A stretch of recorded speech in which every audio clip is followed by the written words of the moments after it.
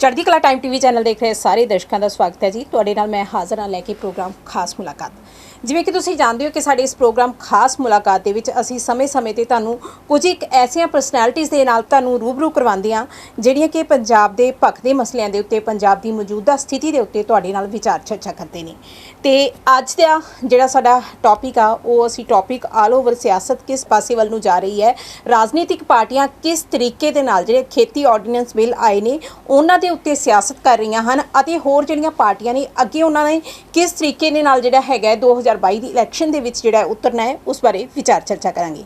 ਸੋ ਅੱਜ ਦੀ ਇਸ ਵਿਚਾਰ ਚਰਚਾ ਦੇ ਵਿੱਚ ਮੈਂ ਵੈਲਕਮ ਕਰਦੀ ਹਾਂ TPS ਸਿੱਧੂ ਜੀ ਦਾ। Welcome sir. Thank you so much sir. ਮੇਰਾ ਸਭ ਤੋਂ ਪਹਿਲਾ ਸਵਾਲ ਤੁਹਾਨੂੰ ਕਿ ਤੁਸੀਂ ਮੰਡੀਕਰਨ ਦੇ ਵਿੱਚ ਬਤੌਰ ਜਿਹੜਾ ਹੈਗਾ ਸੈਕਟਰੀ ਕੰਮ ਕਰ ਰਹੇ ਸੀ, ਕੀ ਕਾਰਨ ਹੈ ਕਿ ਤੁਸੀਂ ਜਿਹੜਾ ਸਿਆਸਤ ਦੇ ਵਿੱਚ ਉਤਰ ਕੇ ਜਿਹੜਾ ਹੈਗਾ ਅੱਗੇ ਆਪਣਾ ਫਿਊਚਰ ਦੇਖਣ ਦੀ ਕੋਸ਼ਿਸ਼ ਕੀਤੀ ਹੈ?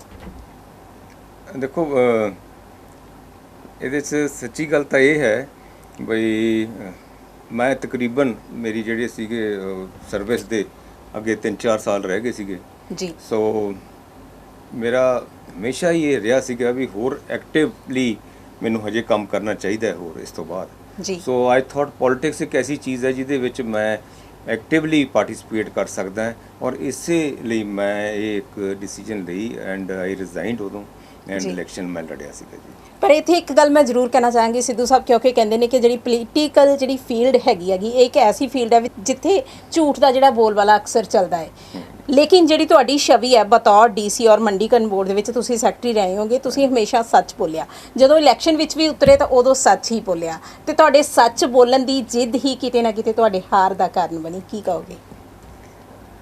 ਮੈਡਮ ਦੇਖੋ ਇਹ ਪਤਾ ਕੀ ਹੈ, ਸੱਚੀ ਗੱਲ ਇਹ ਹੈ ਬਈ ਸ਼ਾਰਟ ਟਰਮ ਵਾਸਤੇ ਤਾਂ ਇਹ ਗੱਲ ਬਿਲਕੁਲ ਸਹੀ ਹੈ ਬਈ ਮੈਂ ਇਲੈਕਸ਼ਨ ਉਹ ਹਾਰਿਆ ਬਿਕੋਜ਼ ਬਟ ਕਿਤੇ ਵੀ ਵੇਖੋ ਆਪਾਂ ਐਜ਼ ਬੱਚੇ ਵੀ ਆਪਾਂ ਦੇਖਦੇ ਰਹੇ ਵੀ ਸੱਚੀ ਗੱਲ ਹੈ ਅਲਟੀਮੇਟਲੀ ਸੱਚਾਈ ਦੀ ਜਿੱਤ ਹੁੰਦੀ ਹੈ।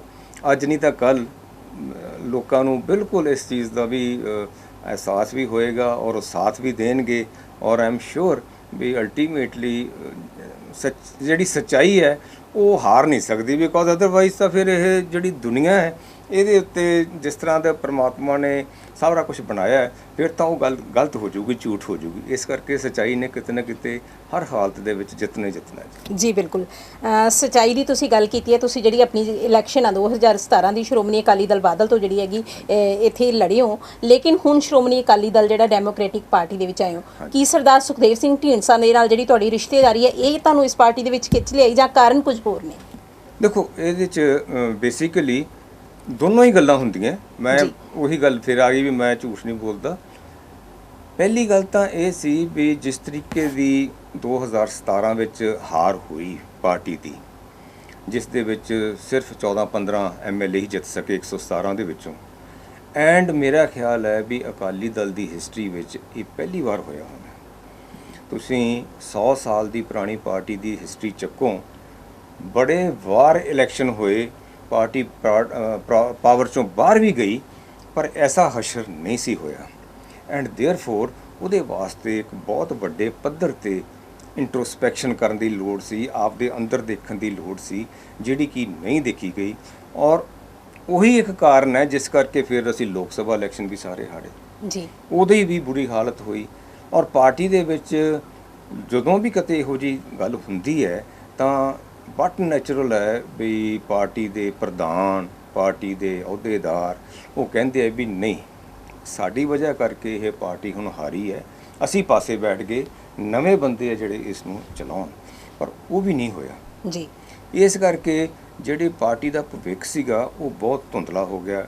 It was written on the wall ਵੀ ਇਹ ਹੁਣ ਪਾਰਟੀ ਅੱਗੇ ਨਹੀਂ ਚੱਲ ਸਕਦੀ ਜੀ। ਐਂਡ ਦੇਅਰਫੋਰ ਜਦੋਂ ਇਹ ਢੀਂਡਸਾ ਸਾਹਿਬ ਨੇ ਇਹ ਪਾਰਟੀ ਬਣਾਈ ਤਾਂ ਉਹਦੇ ਮੈਂ ਜੁਆਇਨ ਕੀਤਾ ਐਂਡ ਅਸੀਂ ਉਸ ਨੂੰ ਹੁਣ ਮਜ਼ਬੂਤ ਕਰਨ ਵਾਸਤੇ, ਕਿਉਂਕਿ ਸਾਰੇ ਅਕਾਲੀ ਦਲ ਨੂੰ ਉਹਦੇ ਥੱਲੇ ਲੈ ਕੇ ਆਉਣ ਵਾਸਤੇ, ਤਾਂ ਕਿ ਇਹ ਨਾ ਹੋਵੇ ਵੀ ਕੋਈ ਹੋਰ ਪਾਰਟੀ, ਇਹ ਪੰਜਾਬ ਦੀ ਹਥੈਸ਼ੀ ਪਾਰਟੀ ਰਹੀ ਹੈ ਅਕਾਲੀ ਦਲ, ਕਿਸਾਨਾਂ ਦੀ ਰਹੀ ਹੈ, ਮਜ਼ਦੂਰਾਂ ਦੀ ਰਹੀ ਹੈ ਐਂਡ ਇਸ ਕਰਕੇ ਅਸੀਂ ਸ਼੍ਰੋਮਣੀ ਅਕਾਲੀ ਦਲ ਜਿਹੜਾ ਡੈਮੋਕ੍ਰੈਟਿਕ ਹੈ, ਤੁਸੀਂ ਉਹ ਜੁਆਇਨ ਬਣਾਇਆ। ਕੀਤਾ।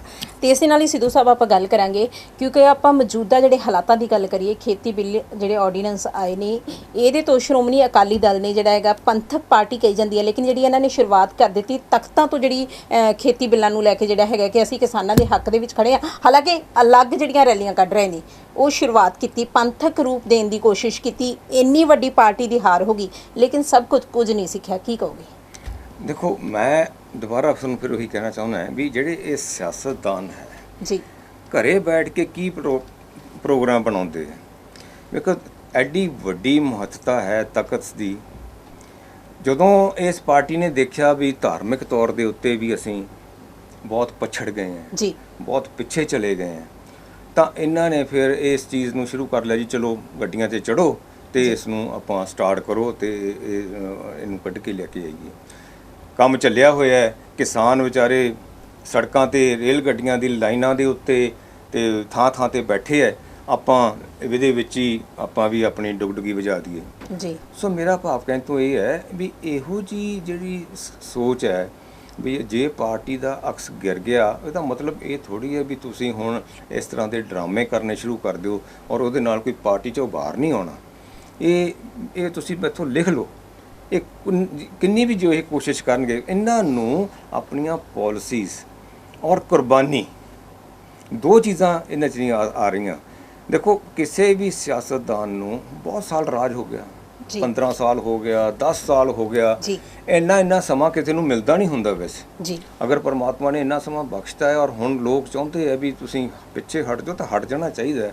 ਉਹ ਪੰਜਾਬ ਦੇ ਹਿੱਤ ਵਾਸਤੇ, ਦੇਸ਼ ਦੇ ਹਿੱਤ ਵਾਸਤੇ, ਪੰਥ ਦੇ ਹਿੱਤ ਵਾਸਤੇ ਕੋਈ ਕੁਰਬਾਨੀ ਵੀ ਦੇਣ ਦੀ ਜੇ ਲੋੜ ਪੈਂਦੀ ਹੈ ਤਾਂ ਦੇਣੀ ਚਾਹੀਦੀ ਹੈ। ਬਿਲਕੁਲ। ਜਿਹੜੀ ਕਿ ਉਹ ਇਹਨਾਂ ਦੇ ਵਿੱਚ ਉਹ ਜਜ਼ਬਾ ਹੈ ਨਹੀਂ ਉਹ ਦੇਣ ਦਾ। ਉਹ ਅੱਜ ਦੇ ਦਿਨ, ਅੱਜ ਵੀ ਦੇ ਦੇਣ, ਫਿਰ ਵੀ ਇਹ ਗੱਲ ਬਣੂ। ਹੋ ਸਕਦਾ 10 ਸਾਲਾਂ ਬਾਅਦ ਫਿਰ ਕਿਤੇ ਨਾ ਕਿਤੇ ਕਿਸਾਨਾਂ ਨੇ ਔਰ ਕਿਸਾਨੀ ਨੇ ਇਹਨਾਂ ਨੂੰ ਫੋਰਸ ਕੀਤਾ ਵੀ ਰਿਜ਼ਾਈਨ ਕਰੋ ਜੀ। ਕੋਈ ਆਪਦੀ ਮਰਜ਼ੀ ਨਾਲ ਨਹੀਂ ਕੀਤਾ, ਕਿਸਾਨੀ ਨੇ ਰਿਜ਼ਾਈਨ ਕਰਵਾਇਆ ਤਾਂ ਉਸ ਨੂੰ ਫਿਰ ਹੁਣ ਬਹੁਤ ਵੱਡੀ ਕੁਰਬਾਨੀ ਦਾ ਰੂਪ ਦੇਣ ਦੇ ਵਿੱਚ ਲੱਗ ਗਏ ਵੀ ਓਕੇ, ਬਹੁਤ ਵੱਡੀ ਕੁਰਬਾਨੀ ਦਿੱਤੀ ਜੀ, ਅੱਜ ਆਪਾਂ ਇਹ ਇੱਕ ਰਿਜ਼ਾਈਨ ਕਰਤਾ। ਸੋ ਇਹ ਸਾਰੀ ਸੋਚ ਹੈ, ਇਸ ਨੇ ਕੁਛ ਨਹੀਂ ਕਰਨਾ। ਅਲਟੀਮੇਟਲੀ ਤਾਂ ਸਹੀ ਮਾਇਨੇ 'ਚ ਹੀ ਕੁਰਬਾਨੀ ਕਰਨੀ ਪੈਣੀ ਹੈ ਔਰ ਹਰ ਕਿਸੇ ਨੂੰ ਕਰਨੀ ਪੈਣੀ ਹੈ। ਮੈਂ ਇਕੱਲੇ ਕਿਸੇ ਨੂੰ ਨਹੀਂ ਕਹਿੰਦਾ, ਹਰ ਕਿਸੇ ਨੂੰ ਹੀ ਕਰਨੀ ਪੈਣੀ ਜੀ। ਇਸ ਦੇ ਨਾਲ ਹੀ ਸਿੱਧੂ ਸਾਹਿਬ ਆਪਾਂ ਗੱਲ ਕਰਾਂਗੇ ਕਿ ਪੂਰੇ ਪੰਜਾਬ ਦੇ ਜੋ ਮੌਜੂਦਾ ਹਾਲਾਤ ਨੇ, ਟਰੈਕਟਰ ਦੀ ਜਿਹੜੀ ਸਿਆਸਤ ਚੱਲ ਰਹੀ ਹੈਗੀ, ਉਹ ਲੋਕ, ਉਹ ਰਾਜਨੀਤਿਕ ਪਾਰਟੀਆਂ ਦੇ ਆਗੂ ਜਿਨ੍ਹਾਂ ਨੇ ਕਦੇ ਖੇਤਾਂ ਦੇ ਵਿੱਚ ਵੜ ਕੇ ਤੱਕ ਨਹੀਂ ਦੇਖਿਆ, ਉਹ ਖੇਤਾਂ ਦੇ ਵਿੱਚ ਵੜ ਕੇ ਤਾਂ ਨਹੀਂ ਦੇਖਿਆ, ਲੇਕਿਨ ਟਰੈਕਟਰਾਂ ਦੇ ਉੱਤੇ ਬੈਠੇ ਅੱਜ ਆਪਣੇ ਆਪ ਨੂੰ ਹੀਰੋ ਕਹਾ ਰਹੇ ਨੇ ਕਿ ਅਸੀਂ ਕਿਸਾਨਾਂ ਦੇ ਜਿਹੜੇ ਹੈਗੇ ਆਂਗੇ ਬਹੁਤ ਜ਼ਿਆਦਾ ਹਿਮਾਇਤੀ ਹੋ। ਕੀ ਕਹੋਗੇ, ਜਿਹੜੀ ਇਹ ਟਰੈਕਟਰ ਦੀ ਸਿਆਸਤ ਆ, ਇਹਦਾ ਕੋਈ ਜਵਾਬ ਮਿਲੇਗਾ?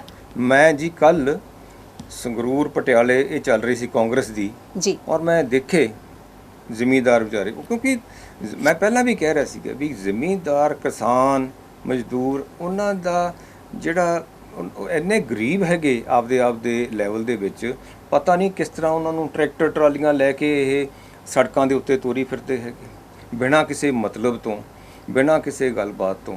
ਸੋ ਮੈਂ ਤਾਂ ਖਾਸ ਤੌਰ ਦੇ ਉੱਤੇ ਕਹੂੰਗਾ ਵੀ ਇਹ ਜਿਹੜੀ ਟਰੈਕਟਰ ਦੀ ਰੈਲੀਆਂ ਸੀਗੀਆਂ ਤੇ ਕਰਨ ਜਾ ਰਹੇ ਸੀ ਤੇ ਕੀਤੀਆਂ, ਉਹਦਾ ਕੋਈ ਬਹੁਤਾ ਮਕਸਦ ਨਹੀਂ ਹੋਣਾ। ਉਹ 2-4 ਦਿਨਾਂ ਬਾਅਦ ਇਹ ਕੰਮ ਖਤਮ ਹੋ ਜਾਣਾ ਹੈ। ਇਹ ਸਿਰਫ ਕਿਸਾਨ ਹੀ ਹੈ ਜਿਨ੍ਹਾਂ ਨੇ ਅਲਟੀਮੇਟਲੀ ਇਸ ਐਜੀਟੇਸ਼ਨ ਨੂੰ ਅੱਗੇ ਲੈ ਕੇ ਜਾਣਾ। ਤੁਸੀਂ ਦੇਖ ਲਿਓ, ਇਹ ਨੋਟ ਕਰ ਲਿਓ, ਇਹ ਜਿਹੜੇ ਅੱਜ ਕਰਕੇ ਚਲੇ ਗਏ, ਰਾਹੁਲ ਜੀ ਕਰਕੇ ਚਲੇ ਗਏ, ਇਹ ਅਕਾਲੀ ਦਲ ਵਾਲੇ ਕਰਕੇ ਚਲੇ ਗਏ, ਇਹ ਤੁਹਾਨੂੰ ਅਗਲੇ 2-4 ਦਿਨਾਂ ਤੋਂ ਬਾਅਦ ਨਹੀਂ ਮਿਲਣਗੇ ਕਿਤੇ ਵੀ। ਨਾ ਇਹ ਕਿਤੇ ਕਿਸਾਨਾਂ ਦੇ ਨਾਲ ਬੈਠੇ ਤੁਹਾਨੂੰ ਤੁਸੀਂ ਦੇਖੋਗੇ ਵੀ ਇਹ ਨਹੀਂ ਹੋਣਗੇ ਜੀ। ਇਹ ਤਾਂ ਇੱਕ ਡਰਾਮਾ ਕਰਨਾ ਸੀਗਾ ਵੀ ਆਪਣਾ ਦਿਖਾਉਣ ਵਾਸਤੇ ਉਹ ਕਰਕੇ ਤੇ ਚਲੇ ਗਏ ਜੀ। ਸਿੱਧੂ ਸਾਹਿਬ, ਤੁਸੀਂ ਮੰਡੀਕਰਨ ਬੋਰਡ ਦੇ ਵਿੱਚ ਜਿਹੜਾ ਬਤੌਰ ਸੈਕਟਰੀ ਰਹੇ ਹੋਗੇ, ਜੇ ਮੌਜੂਦਾ ਹਾਲਾਤਾਂ ਦੀ ਗੱਲ ਕਰੀਏ ਤਾਂ ਜਿਹੜੇ ਨੇ ਕਿਸਾਨ ਜਥੇਬੰਦੀਆਂ ਨੇ ਉਹ ਜਿਹੜੀਆਂ ਨੇ ਅੰਦੋਲਨ ਕਰ ਰਹੀਆਂ ਨੇ, ਰਾਜਨੀਤਿਕ ਪਾਰਟੀਆਂ ਰਾਜਨੀਤੀ ਕਰ ਰਹੀਆਂ ਨੇ, ਹਰ ਬੰਦੇ ਨੂੰ ਲੋਕਤੰਤਰ ਪ੍ਰਣਾਲੀ ਦੇ ਵਿੱਚ ਆਪਣੀ ਗੱਲ ਰੱਖਣ ਦਾ ਜਿਹੜਾ ਹੈਗਾ ਹੱਕ ਹੈਗਾ, ਉਹ ਆਪਣੀ ਗੱਲ ਰੱਖ ਸਕਦਾ ਹੈਗਾ। ਇਹ ਸਾਰੀਆਂ ਚੀਜ਼ਾਂ ਹੁਣ ਹੋ ਗਈਆਂ ਨੇ, ਲੇਕਿਨ ਇਹਨਾਂ ਸਾਰੀਆਂ ਚੀਜ਼ਾਂ ਦਾ ਹੱਲ ਕੀ ਦੇਖਦੇ ਹੋ ਕਿ ਕਿਤੇ ਨਾ ਕਿਤੇ ਜਿਹੜਾ ਇਹਨਾਂ ਨੂੰ ਕਿਸਾਨ ਦੇ ਨਾਲ ਜਿਹੜਾ ਇਨਸਾਫ ਹੋ ਸਕੇਗਾ, ਕਿਉਂਕਿ ਹੁਣ ਐਕਟ ਤਾਂ ਬਣ ਹੀ ਚੁੱਕਿਆ। ਹਾਂ, ਦੇਖੋ, ਮੈਂ ਤੁਹਾਨੂੰ ਇੱਕ ਜ਼ਰੂਰ ਗੱਲ ਕਹਿਣੀ ਚਾਹੂੰਗਾ ਜੀ ਵੀ ਕਿਸਾਨਾਂ ਨੇ ਜਿਹੜੀ ਪੰਜਾਬ ਤੱਕ ਜਿਹੜੀ ਆਪਾਂ ਅਗਰ ਪੰਜਾਬ ਦੀ ਕਿਸਾਨੀ ਦੀ ਗੱਲ ਕਰੀਏ ਤਾਂ ਉਹਨਾਂ ਨੇ ਬਹੁਤ ਵਧੀਆ ਤਰੀਕੇ ਦੇ ਨਾਲ ਸਾਰਾ ਪੰਜਾਬ ਉਹਨਾਂ ਦੇ ਹੁਣ ਅੱਜ ਨਾਲ ਹੈ ਜੀ। ਇਹਦੇ 'ਚ ਕੋਈ ਸ਼ੱਕ ਵਾਲੀ ਗੱਲ ਨਹੀਂ। ਮੈਂ ਤਾਂ ਦੇਖੋ ਇੱਕ ਸਲਾਹ ਹੀ ਦੇ ਸਕਦਾ ਹੈਗਾ ਔਰ ਮੇਰੀ ਨਿੱਜੀ ਇਹੀ ਹੈ ਵੀ ਹੁਣ ਜਿਹੜੀ ਇਹ ਐਜੀਟੇਸ਼ਨ ਅਗਰ ਕਰਨੀ ਹੈ ਔਰ ਇਹਨਾਂ ਐਕਟਸ ਨੂੰ ਰਿਪੀਲ ਕਰਾਉਣ ਵਾਸਤੇ ਸਰਕਾਰ ਨੂੰ ਗੋਟੇ ਟਿਕਾਉਣੇ ਹੈ ਤਾਂ ਫਿਰ ਇਸ ਐਜੀਟੇਸ਼ਨ ਨੂੰ ਹੁਣ ਨੈਸ਼ਨਲ ਲੈਵਲ ਤੱਕ ਲੈ ਕੇ ਜਾਣ ਦੀ ਲੋੜ ਹੈ ਜੀ ਨਾ ਕਿ ਇਹਨੂੰ ਸਟੇਟਸ ਦੇ ਵਿੱਚ ਰਿਸਟ੍ਰਿਕਟ ਕਰਨ ਦੀ ਲੋੜ ਹੈ। ਮੈਂ ਤਾਂ ਬੇਨਤੀ ਕਰੂੰਗਾ ਵੀ ਜਿੰਨੀਆਂ ਵੀ ਜਥੇਬੰਦੀਆਂ ਚਾਹੇ ਉਹ ਇੱਥੇ 30 ਹੈ ਜਾਂ 31 ਹੈ ਜਾਂ ਜਿੰਨੀਆਂ ਹੈ, ਹੁਣ ਇੱਕ ਫੋਕਸਡ ਐਜੀਟੇਸ਼ਨ ਹੋਣੀ ਚਾਹੀਦੀ ਹੈ ਔਰ ਉਹ ਫੋਕਸਡ ਐਜੀਟੇਸ਼ਨ ਨੈਸ਼ਨਲ ਲੈਵਲ ਤੇ ਹੋਣੀ ਚਾਹੀਦੀ ਹੈ ਜਿੱਥੇ ਇਹਦਾ ਮੈਕਸਿਮਮ ਇੰਪੈਕਟ ਹੁਣ ਹੋਵੇ ਜੀ, ਨਾ ਕਿ ਉੱਥੋਂ ਚੱਲ ਕੇ ਦਿੱਲੀ ਤੋਂ ਜਿਹੜੇ ਲੀਡਰ ਆਉਂਦੇ ਆ ਔਰ ਜਿਹੜੇ ਕੱਲ੍ਹ ਬਨੇ ਇੱਥੇ ਰੈਲੀਆਂ ਕੱਢਦੇ ਫਿਰਦੇ ਹੈਗੇ, ਉਹਦੀ ਬਜਾਏ ਇੱਥੋਂ ਹੁਣ ਆਪਾਂ ਨੂੰ ਉੱਥੇ ਜਾਣ ਦੀ ਜ਼ਰੂਰਤ ਹੈ ਤਾਂ ਕਿ ਕਮ ਸੇ ਕਮ ਸੈਂਟਰਲ ਸਰਕਾਰ ਨੂੰ ਨੈਸ਼ਨਲ ਲੈਵਲ ਦੇ ਉੱਤੇ ਪਤਾ ਚੱਲੇ ਵੀ ਲੋਕ ਵਾਕਿਆ ਬਹੁਤ ਦੁਖੀ ਹੈ। ਕਿਸਾਨ ਜਿਹੜਾ ਇੰਨਾ ਰੌਲਾ ਪਾ ਰਿਹਾ ਹੈ, ਜ਼ਰੂਰ ਉਹਨੂੰ ਕੋਈ ਪ੍ਰੋਬਲਮ ਹੈ ਔਰ ਉਹਨਾਂ ਦੇ ਨਾਲ ਸਰਕਾਰ ਨੂੰ ਹੁਣ ਗੱਲਬਾਤ ਕਰਨੀ ਚਾਹੀਦੀ ਹੈ ਜੀ। ਹੁਣ ਉਹ ਸਮਾਂ ਹੈ ਵੀ ਸਰਕਾਰ ਨੂੰ ਚਾਹੀਦਾ ਹੈ ਵੀ ਉਹਨਾਂ ਦੇ ਨਾਲ ਗੱਲਬਾਤ ਕਰੇ ਜੀ। ਤੁਹਾਡੀ ਪਾਰਟੀ ਨਵੀਂ ਪਾਰਟੀ ਹੈ, ਹਾਲ ਹੀ ਦੇ ਵਿੱਚ ਜਿਹੜੀ ਹੋਂਦ ਦੇ ਵਿੱਚ ਆਈ ਹੈ, ਪਰ ਜੇਕਰ ਅਸੀਂ ਰਵਾਇਤੀ ਪਾਰਟੀਆਂ ਦੀ ਗੱਲ ਕਰੀਏ ਤਾਂ ਪਿਛਲੇ ਲੰਬੇ ਸਮੇਂ ਦੇ ਤੋਂ ਜਿਹੜੀ ਹੈਗੀ ਇੱਥੇ ਸਿਆਸਤ ਕਰ ਰਹੀਆਂ ਨੇ, ਕੀ ਲੱਗਦਾ ਹੈ ਕਿ ਤੁਹਾਡੀ ਪਾਰਟੀ ਵੱਲੋਂ ਉਹਨਾਂ ਪਾਰਟੀਆਂ ਦੇ ਬਰਾਬਰ ਖਲੋਣਾ ਜਿਹੜਾ ਹੈਗਾ ਸੁਖਾਲਾ ਹੋਵੇਗਾ? ਕਿੱਡਾ ਕੁ ਵੱਡਾ ਚੈਲੰਜ ਮੰਨ ਕੇ ਚੱਲਦੇ ਹੋ? ਦੇਖੋ, ਚੈਲੰਜ ਤਾਂ ਹੁੰਦਾ ਹੈ ਜੀ। ਮੈਂ ਅੱਜ ਫਿਰ ਮੈਂ ਤੁਹਾਨੂੰ ਇਹੀ ਕਹਿ ਰਿਹਾ ਵੀ ਇਹ ਪਾਰਟੀ ਬਣਨੀ ਔਰ ਚੱਲਣੀ, ਪਰ ਮੈਂ ਤੁਹਾਨੂੰ ਸਿਰਫ ਇੱਕੋ ਹੀ ਗੱਲ ਕਹਿਣਾ ਚਾਹੂੰਗਾ ਵੀ ਜਿਸ ਤਰ੍ਹਾਂ ਦਾ ਰਿਸਪੌਂਸ, ਕਿਉਂਕਿ ਅਸੀਂ ਇਹ ਦੇਖਿਆ ਵੀ ਗਰਾਊਂਡ ਲੈਵਲ ਦੇ ਉੱਤੇ ਲੋਕ, ਜਿਹੜੀ ਬਾਦਲ ਦਲ ਸੀ ਫੋਰ ਐਗਜ਼ਾਮਪਲ, ਉਹਦੇ ਤੋਂ ਲੋਕ ਦੁਖੀ ਹੋ ਚੁੱਕੇ ਸੀ, ਪਰ ਸ਼੍ਰੋਮਣੀ ਅਕਾਲੀ ਦਲ ਜਿਹੜਾ ਹੈ ਉਹਦੇ ਨਾਲ ਲੋਕ ਹਜੇ ਤੱਕ ਖੜੇ ਹੈ ਜੀ। ਉਹ ਉੱਥੋਂ ਉਹ ਨਹੀਂ ਹਿੱਲੇ ਜੀ, ਕਿਸਾਨੀ ਉੱਥੋਂ ਨਹੀਂ ਹਿੱਲੀ ਹੈ, ਬਟ ਉਹਨਾਂ ਨੂੰ ਸਾਰਿਆਂ ਨੂੰ ਇੱਕ ਚੈਨਲਾਈਜ਼ ਕਰਕੇ ਦੁਬਾਰਾ ਉਸ ਪਾਰਟੀ ਨੂੰ ਲੀਹਾਂ ਤੇ ਲੈ ਕੇ ਆਉਣ ਦੀ ਲੋੜ ਹੈ। ਐਂਡ ਆਈ ਐਮ ਸ਼ੋਰ ਅਗਲੇ 2, 3, 4 ਮਹੀਨਿਆਂ ਦੇ ਵਿੱਚ ਕਿਉਂਕਿ ਹਜੇ 22 ਦਾ ਇਲੈਕਸ਼ਨ ਤਾਂ ਦੂਰ ਹੈਗਾ ਜੀ, ਉਸ ਤੋਂ ਪਹਿਲਾਂ ਕਈ ਹੋਰ ਐਕਟੀਵਿਟੀਜ਼ ਹੈਗੀਆਂ ਜਿਹੜੀਆਂ ਉਹ ਹੁੰਦੀਆਂ, ਪਰ ਮੈਂ ਇਹ ਕਹਿਣਾ ਚਾਹੂੰਗਾ ਵੀ ਅਗਲੇ ਸਾਲ ਤੋਂ ਪਹਿਲਾਂ ਇਹ ਸਾਰੀ ਜਿਹੜੀ ਡੈਮੋਕ੍ਰੈਟਿਕ ਪਾਰਟੀ ਆਪਣੀ ਅਕਾਲੀ ਦਲ ਬਣਾਈ ਹੈ ਹੁਣ, ਇਹ ਤੁਸੀਂ ਦੇਖਿਓ ਬਈ ਬਹੁਤ ਵੱਡੇ ਪੱਧਰ ਦੇ ਉੱਤੇ ਜ਼ਿਲ੍ਹਾ ਵਾਈਜ਼ ਹਰ ਜਗ੍ਹਾ ਦੇ ਉੱਤੇ ਇਸ ਨੇ ਆਪਣੇ ਆਪ ਨੂੰ ਐਸਟੈਬਲਿਸ਼ ਕਰ ਲੈਣਾ ਹੈ ਜੀ।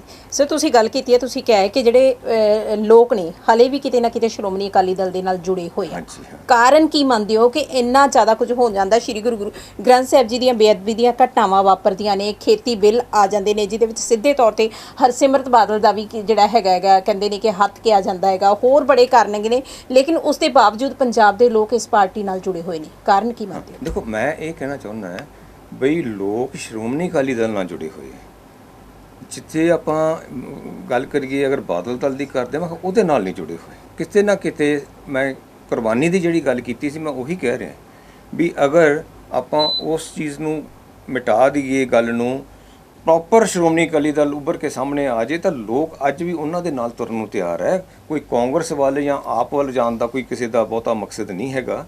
ਇਹ ਦੁਬਾਰਾ ਪਾਰਟੀ ਪ੍ਰੋਪਰ ਆਪਣੀਆਂ ਲੀਹਾਂ ਤੇ ਆ ਸਕਦੀ ਹੈ, ਰਿਵਾਈਵ ਹੋ ਸਕਦੀ ਹੈ ਔਰ ਦੁਬਾਰਾ ਲੋਕਾਂ ਦੀ ਸੇਵਾ ਕਰ ਸਕਦੀ ਹੈ ਜੀ। That is what I want to say ਜੀ। ਸਿੱਧੂ ਸਾਹਿਬ, ਤੁਹਾਡੇ ਪਿਛਲੇ ਗੱਲ ਕਰੀਏ, ਪਿਛਲੇ ਸਮੇਂ ਦੀ ਗੱਲ ਕਰੀਏ ਤਾਂ ਤੁਸੀਂ ਜਿਹੜਾ ਹੈਗਾ ਆਰਮੀ ਬੈਕਗ੍ਰਾਉਂਡ ਤੋਂ ਆਏ, ਉਸ ਤੋਂ ਬਾਅਦ ਜਿਹੜਾ ਹੈਗਾ ਇੱਥੇ ਬਤੌਰ ਡੀਸੀ ਰਹੇ, ਮੰਡੀਗੜ੍ਹ ਦੇ ਵਿੱਚ ਬਤੌਰ ਸੈਕਟਰੀ ਰਹੇ, ਇਹ ਸਾਰੀਆਂ ਚੀਜ਼ਾਂ ਰਹੀਆਂ। ਆਫਟਰ ਦੈਟ ਹੁਣ ਸਿਆਸਤ ਦੇ ਵਿੱਚੋਂ ਦੋਨਾਂ ਚੀਜ਼ਾਂ ਦੇ ਇੱਕ ਪਾਸੇ ਬਿਊਰੋਕ੍ਰੇਸੀ ਰਹੀ ਹੈ ਨਾ, ਇੱਕ ਪਾਸੇ ਜਿਹੜਾ ਹੈਗਾ ਤੁਸੀਂ ਹੁਣ ਸਿਆਸਤ ਦੇ ਵਿੱਚੋਂ, ਜੇਕਰ ਡਿਫਰੈਂਸ ਦੀ ਗੱਲ ਕਰਕੇ ਚੱਲੀਏ ਤਾਂ ਕੀ ਲੱਗਦਾ ਹੈ ਕਿ ਡਿਫਰੈਂਸ ਕਿੰਨਾ ਕੁ ਜ਼ਿਆਦਾ ਹੈ? ਦੇਖੋ, ਟੋਟਲੀ ਡਿਫਰੈਂਟ ਹੈ ਜੀ, ਬਿਕੋਜ਼ ਚਾਹੇ ਆਰਮੀ ਸੀ, ਚਾਹੇ ਸਰਕਾਰ ਜਿਹੜੀ ਆਪਣੀ ਸਿਵਲ ਦੇ ਉੱਤੇ ਜਿਹੜੀ ਸੀਗੀ ਮੇਰੀ ਜੌਬ ਸੀ ਉਹ ਸੀ ਜੀ, ਔਰ ਹੁਣ ਸਿਆਸਤ ਹੈ, ਇਹ ਚੀਜ਼ਾਂ ਦਾ ਬਹੁਤ ਫਰਕ ਹੈ। ਮੈਂ ਅੱਜ ਤੱਕ ਪਹਿਲਾਂ ਵੀ ਮੈਡਮ ਤੁਹਾਨੂੰ ਮੈਂ ਦੱਸ ਰਿਹਾ ਸੀਗਾ ਵੀ ਮੈਂ ਕਦੇ ਨਾ ਆਰਮੀ ਦੀ, ਜਦੋਂ ਮੈਂ ਉਹਦੇ 'ਚ ਰਿਹਾ ਸੀ, ਕਦੇ ਗੱਲ ਕੀਤੀ ਹੈ ਨਾ ਉਹਦੀ ਬੁਰੀ ਨਾ ਚੰਗੀ ਵੀ ਇਹਦੀ ਗੱਲ ਮੈਂ ਕਰਾਂ। ਇਸੇ ਤਰੀਕੇ ਨਾਲ ਜਦੋਂ ਮੈਂ ਸਰਕਾਰ ਦੇ ਵਿੱਚ ਸਰਵ ਕਰ ਰਿਹਾ ਸੀ, ਚਾਹੇ ਉਹ ਸਰਕਾਰ ਕਿਸੇ ਵੀ ਪਾਰਟੀ ਦੀ ਸੀ, ਅਕਾਲੀ ਦਲ ਦੀ ਸੀ, ਕਾਂਗਰਸ ਦੀ ਸੀ ਜਾਂ ਗਵਰਨਰ ਰੂਲ ਰਿਹਾ ਜਦੋਂ ਉਹਦੇ ਟਾਈਮ ਦੇ ਵਿੱਚ, ਕਿਉਂਕਿ ਮੈਂ ਉਹਦਾ ਪਾਰਟ ਸੀ, ਇਸ ਕਰਕੇ ਮੈਂ ਆਪਦੀ ਡਿਊਟੀ ਉੱਥੇ ਜੋ ਨਿਭਾਉਣੀ ਸੀ ਉਹ ਮੈਂ ਨਿਭਾਈ। ਅੱਛਾ, ਹੁਣ ਮੈਂ ਸਿਆਸਤ ਦੀ ਜਿਹੜੀ ਗੱਲ ਕਰ ਰਿਹਾ ਹੈਗਾ ਵੀ ਇਹ ਉਹਦੇ ਨਾਲੋਂ ਬਹੁਤ ਡਿਫਰੈਂਟ ਹੈ। ਇਹ ਇੰਨੀ ਆਪਣੀ ਖਾਸ ਤੌਰ ਦੇ ਉੱਤੇ ਇੰਡੀਅਨ ਪੋਲੀਟਿਕਸ ਹੈ ਜਿਹੜੀ, ਇਹਨੂੰ ਹਜੇ ਬਹੁਤ ਇੰਪਰੂਵਮੈਂਟ ਦੀ ਜ਼ਰੂਰਤ ਹੈ ਜੀ। ਨੰਬਰ 2, ਮੈਂ ਜਿਸ ਚੀਜ਼ ਦਾ ਬਹੁਤ ਵੱਡਾ ਇੱਕ ਸਮਰਥਕ ਹੈਗਾ ਉਹ ਇਹ ਹੈ ਵੀ ਸਾਲਾਂ ਬੱਧੀ ਲੋਕ ਸਿਆਸਤ ਦੇ ਵਿੱਚ ਤੁਰੇ ਜਾਣ, 15 ਸਾਲ, 5 ਸਾਲ, 20 ਸਾਲ, ਉਹੋ ਜੀ ਸਿਆਸਤ ਦਾ ਮੈਂ ਐਡਵੋਕੇਟ ਨਹੀਂ ਜੀ। ਜੀ। ਨਿੱਜੀ ਤੌਰ ਤੇ ਮੈਂ ਗੱਲ ਕਰਦਾ, ਪਾਰਟੀ ਦਾ ਸਟੈਂਡ ਕੁਝ ਵੀ ਹੋ ਸਕਦਾ ਹੈ। ਸੋ ਮੈਂ ਤਾਂ ਖਾਸ ਤੌਰ ਦੇ ਉੱਤੇ ਇਹੀ ਕਹੂੰਗਾ ਵੀ ਜਿਸ ਤਰੀਕੇ ਦੇ ਨਾਲ ਬਾਹਰ ਇਹ ਸਿਸਟਮ ਹੈ, ਇਹਨਾਂ ਨੂੰ ਥੋੜਾ ਬਹੁਤਾ ਸਿਸਟਮ ਨੂੰ ਉਸ ਤਰ੍ਹਾਂ ਬਣਾਉਣਾ ਚਾਹੀਦਾ ਹੈ। ਅਮਰੀਕਨ ਪ੍ਰੈਜ਼ੀਡੈਂਟ ਹੈ, ਉਹ 8 ਸਾਲ ਰਹਿ ਕੇ ਚਲਾ ਜਾਏਗਾ ਔਰ ਉਸ ਤੋਂ ਬਾਅਦ ਉਹ ਆਪਦਾ ਕੰਮਕਾਰ ਕਰੇਗਾ, ਨਵੇਂ ਬੰਦਿਆਂ ਨੂੰ ਜਿਹੜਾ ਹੈਗਾ ਸਮਾਂ ਮਿਲੇਗਾ। ਇਸ ਦੇ ਨਾਲ ਹੀ ਮਿਲਦਾ ਜੁਲਦਾ ਜਿਹੜਾ ਹੈਗਾ ਸਵਾਲ ਲੈਣਾ ਚਾਹਾਂਗੀ, ਕਿਉਂਕਿ ਅਸੀਂ ਗੱਲ ਬਿਊਰੋਕ੍ਰੇਸੀ ਦੀ ਗੱਲ ਕਰ ਰਹੇ ਹਾਂ, ਤਾਂ ਹਾਲ ਹੀ ਪਿਛਲੇ ਆਪਣਾ ਜਿਹੜੀ ਘਟਨਾਕ੍ਰਮ ਦੀ ਗੱਲ ਕਰੀਏ ਤਾਂ ਜਿਹੜੀ ਬਿਊਰੋਕ੍ਰੇਸੀ ਹੈਗੀ ਉਹ ਜਿਹੜੀ ਹੈਗੀ ਜਿਹੜੇ ਮੰਤਰੀ ਸਾਹਿਬਾਨ ਨੇ ਉਹਨਾਂ ਦੇ ਉੱਤੇ ਬਹੁਤ ਜ਼ਿਆਦਾ ਭਾਰੀ ਰਹੀ ਹੈ ਨਾ। ਤੁਹਾਡਾ ਵੀ ਬਿਊਰੋਕ੍ਰੇਸੀ ਦਾ ਜਿਹੜਾ ਪਿਛਲਾ ਲੰਬਾ ਤਜਰਬਾ ਰਿਹਾ, ਕਿਤੇ ਨਾ ਕਿਤੇ ਇਹ ਗੱਲ ਵੀ ਸਾਹਮਣੇ ਆਉਂਦੀ ਹੈਗੀ ਹੈ ਕਿ ਜਿਹੜੇ ਨੇਤਾ ਨੇ, ਜਿਹੜੇ ਮੰਤਰੀ ਨੇ, ਉਹ ਜਿਹੜੇ ਹੈਗੇ ਅਫਸਰਸ਼ਾਹੀ ਨੂੰ ਮਜਬੂਰ ਕਰਦੇ ਨੇ ਗਲਤ ਕੰਮ ਕਰਨ ਲਈ, ਤੇ ਦੂਜੇ ਹੀ ਪਾਸੇ ਜਿਹੜੀ ਬਿਊਰੋਕ੍ਰੇਸੀ ਦੀ ਪਿਛਲੇ ਸਮੇਂ ਦੇ ਵਿੱਚ ਆਪਾਂ ਦੇਖਿਆ ਹੈਗਾ ਉਹ ਭਾਰੀ ਰਹੀ ਹੈ ਸਿਆਸਤ ਦੇ ਉੱਤੇ। ਤੁਹਾਡਾ ਤਜਰਬਾ ਕੀ ਕਹਿੰਦਾ, ਅਸਲ ਸੱਚ ਕੀ ਹੈ? ਦੇਖੋ, ਮੈਂ ਅਗਰ ਕਹਾਂ ਜਿਹੜਾ ਨਿਗਾਰ ਹੈ ਜੀ, ਉਹ ਸਭ ਜਗ੍ਹਾ ਤੇ ਆਇਆ ਹੈ ਜੀ, ਬਿਊਰੋਕ੍ਰੇਸੀ 'ਚ ਵੀ ਆਇਆ ਹੈ, ਪੋਲਿਟਿਕਸ 'ਚ ਵੀ ਆਇਆ ਹੋਇਆ ਹੈ। ਅਗਰ ਖਾਸ ਤੌਰ ਦੇ ਉੱਤੇ ਬਿਊਰੋਕ੍ਰੇਸੀ ਕਈ ਥਾਵਾਂ ਦੇ ਉੱਤੇ ਭਾਰੀ ਵੀ ਰਹੀ ਹੈ, ਬਟ ਕਈ ਥਾਵਾਂ ਦੇ ਉੱਤੇ ਉਸਨੇ ਇੱਕ ਅੱਛਾ ਚੈੱਕ ਵੀ ਦਿੱਤਾ ਹੈ ਤਾਂ ਕਿ ਇਹ ਨਾ ਹੋਵੇ ਵੀ ਕੋਈ ਗਲਤ ਕੰਮ ਹੀ ਹੁੰਦਾ ਤੁਰਿਆ ਜਾਵੇ ਜੀ।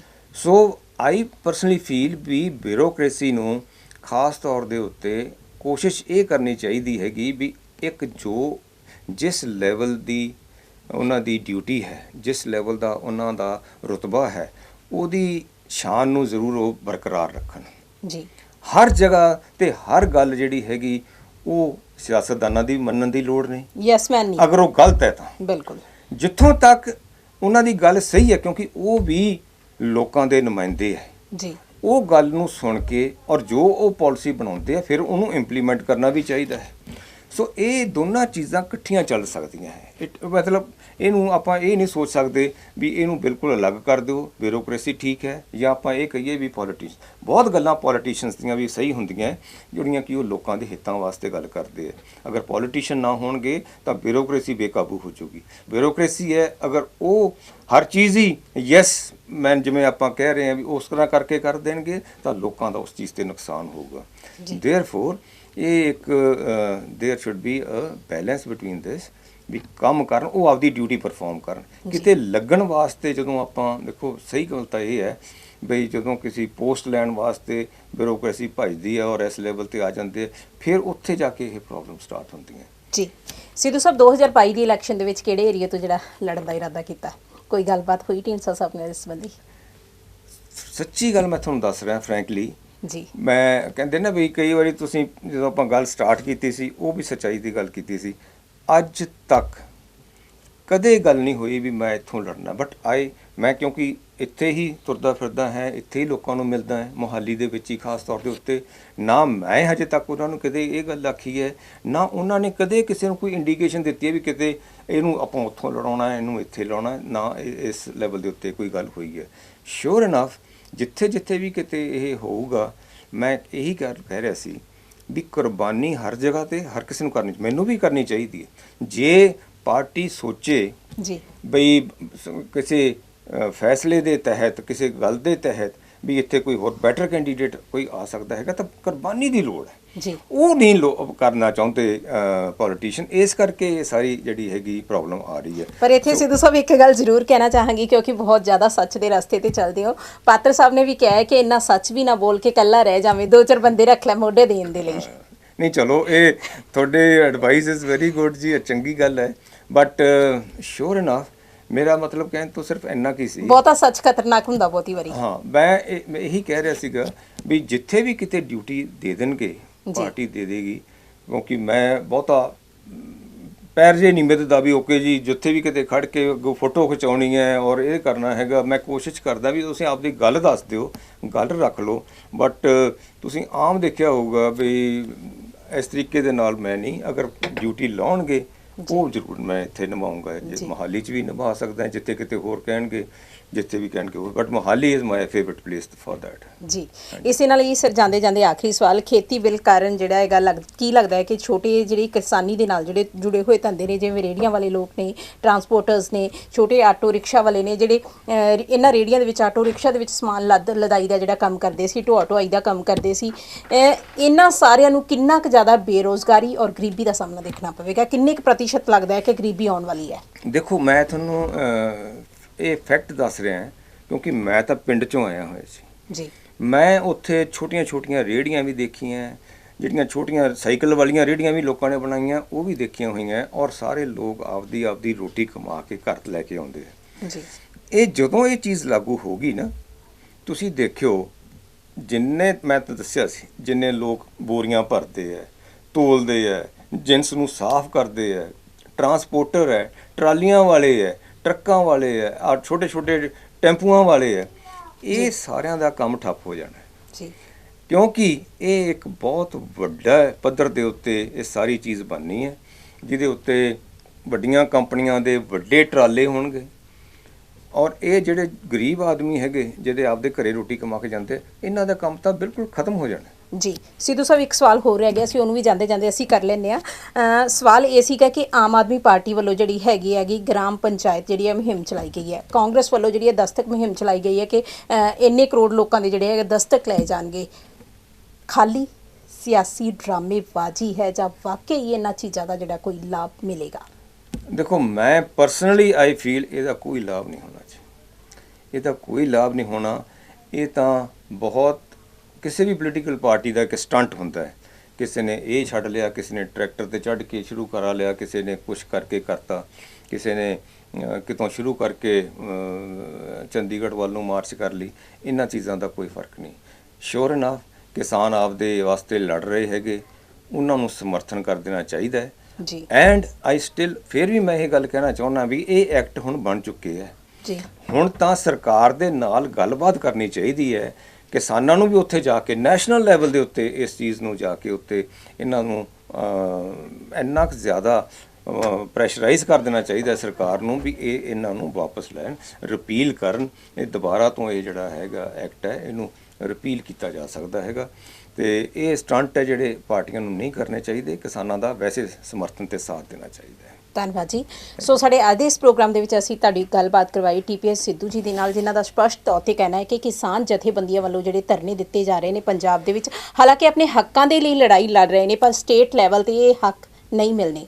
ਜੇਕਰ ਵਾਕਈ ਹੱਲ ਲੈਣੇ ਆ ਤਾਂ ਨੈਸ਼ਨਲ ਪੱਧਰ ਦੇ ਉੱਤੇ ਜਾ ਕੇ ਜਿਹੜਾ ਇਹ ਸੰਘਰਸ਼ ਹੈ ਵਿੰਡਣਾ ਪਵੇਗਾ। ਤੇ ਨਾਲ ਦੀ ਨਾਲ ਇਹਨਾਂ ਦਾ ਗੱਲ ਇਹ ਕਹਿਣਾ ਹੈ ਕਿ ਸਿਆਸੀ ਪਾਰਟੀਆਂ ਇਹੋ ਜਿਹੇ ਗੰਭੀਰ ਮੁੱਦੇ ਦੇ ਉੱਤੇ ਵੀ ਜਦੋਂ ਸਿਆਸਤ ਕਰ ਰਹੀਆਂ ਹਨ ਤਾਂ ਪੰਜਾਬ ਦਾ ਕੀ ਹਾਲ ਹੋਵੇਗਾ? ਆਉਣ ਵਾਲੇ ਸਮੇਂ ਦੇ ਵਿੱਚ ਪੰਜਾਬ ਨੂੰ ਗਰੀਬੀ ਤੇ ਬੇਰੁਜ਼ਗਾਰੀ ਦੇ ਜਿਹੜੇ ਹੈਗੇ ਨੇ ਦਿਨ ਦੇਖਣੇ ਪੈਣਗੇ। ਬਹੁਤ ਸਾਰੇ ਲੋਕ ਜਿਹੜੇ ਖੇਤੀ ਧੰਦੇ ਦੇ ਨਾਲ ਜੁੜੇ ਹੋਏ ਨੇ ਬੇਰੁਜ਼ਗਾਰ ਹੋ ਜਾਣਗੇ, ਬਹੁਤ ਜ਼ਿਆਦਾ ਗਰੀਬੀ ਆਵੇਗੀ। ਇਸ ਲਈ ਸਿਆਸੀ ਪਾਰਟੀਆਂ ਸਿਆਸਤ ਛੱਡ ਕੇ ਇਸ ਮੁੱਦੇ ਨੂੰ ਇੱਕ ਸਾਂਝੇ ਮੰਚ ਦੇ ਉੱਤੇ ਆ ਕੇ ਨੈਸ਼ਨਲ ਪੱਧਰ ਦੇ ਉੱਤੇ ਜਾ ਕੇ ਜਿਹੜੀ ਇੱਕ ਲੜਾਈ ਵਿੰਡਣ। ਪਰ ਇਸ ਦੇ ਨਾਲ ਹੀ ਨਾਲ ਇੱਕ ਗੱਲ ਜ਼ਰੂਰ ਇੱਥੇ ਕਹਿਣਾ ਚਾਹਾਂਗੀ ਕਿ TPS ਸਿੱਧੂ ਨੇ ਜਿਸ ਤਰੀਕੇ ਨਾਲ ਪਿਛਲੀ ਆਪਣੀ ਇਲੈਕਸ਼ਨ ਲੜੀ ਹੈ, ਆਉਣ ਵਾਲੇ ਸਮੇਂ ਦੇ ਵਿੱਚ ਵੀ ਇਹਨਾਂ ਨੇ ਇਲੈਕਸ਼ਨ ਲੜਨ ਦੀ ਜਿਹੜੀ ਇੱਛਾ ਜ਼ਾਹਰ ਕੀਤੀ ਹੈ, ਲੇਕਿਨ ਇਹਨਾਂ ਨੇ ਇਹ ਕਿਹਾ ਹੈਗਾ ਕਿ ਇਸ ਦੇ ਲਈ ਉਹ ਹਰ ਤਰ੍ਹਾਂ ਦੀ ਕੁਰਬਾਨੀ ਦੇਣ ਲਈ ਤਿਆਰ ਹਨ। ਜੇਕਰ ਪਾਰਟੀ ਸ਼੍ਰੋਮਣੀ ਅਕਾਲੀ ਦਲ ਡੈਮੋਕ੍ਰੈਟਿਕ ਇਹ ਦੇਖੇਗੀ ਕਿ ਇੱਥੇ ਕੋਈ ਉਹਨਾਂ ਤੋਂ ਬਿਹਤਰ ਹੋਰ ਜਿਹੜਾ ਹੈਗਾ ਪਰਸਨੈਲਿਟੀ ਹੈਗੀ ਹੈ ਤਾਂ ਉਹ ਉਹਨਾਂ ਨੂੰ ਅਧਿਕਾਰ ਦੇ ਸਕਦੇ ਨੇ। ਪਰ ਆਉਣ ਵਾਲਾ ਸਮਾਂ ਹੀ ਦੱਸੇਗਾ ਕਿ ਸ਼੍ਰੋਮਣੀ ਅਕਾਲੀ ਦਲ ਡੈਮੋਕ੍ਰੈਟਿਕ ਤੋਂ ਕੌਣ ਇੱਥੇ ਉਮੀਦਵਾਰ ਹੋਵੇਗਾ। ਤਦ ਤੱਕ ਲਈ ਮੈਨੂੰ ਹਰਦੀਪ ਕੌਰ ਨੂੰ ਤੇ ਮੇਰੇ ਨਾਲ ਸਰਦਾਰ TP ਸਿੱਧੂ ਜੀ ਨੂੰ ਦਿਓ ਇਜਾਜ਼ਤ। ਦੇਖਦੇ ਰਹੋ ਚੜ੍ਹਦੀ ਕਲਾ time TV channel Chandigarh. Subscribe ਕਰੋ ਚੜ੍ਹਦੀ ਕਲਾ ਟਾਈਮ TV ਨੂੰ ਤੇ ਲੇਟੈਸਟ ਅਪਡੇਟ ਪਾਉਣ ਲਈ ਪ੍ਰੈਸ ਕਰੋ ਬੈਲ ਆਈਕਨ।